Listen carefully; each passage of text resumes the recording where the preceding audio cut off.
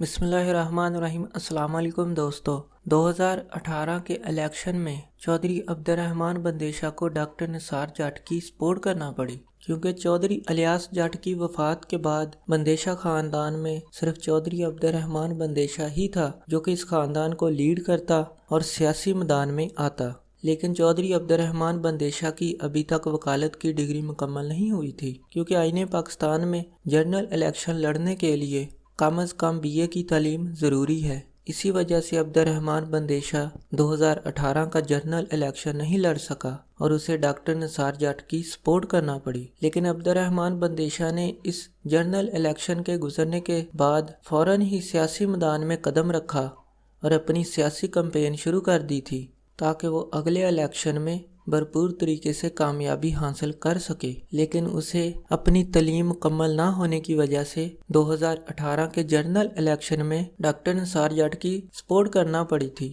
ہماری دعا ہے کہ اللہ تعالیٰ وفات پا جانے والے تمام افراد کو جنت الفردوس میں اعلیٰ مقام عطا فرمائے اور ان کے لواحقین کو صبر و جمیل عطا فرمائے۔ دوستو، اگر آپ نے ہمارے اس چینل کو ابھی تک سبسکرائب نہیں کیا تو اس کو ابھی سبسکرائب کر دیں تاکہ مزید آنے والی ویڈیوز آپ تک بآسانی پہنچ سکیں۔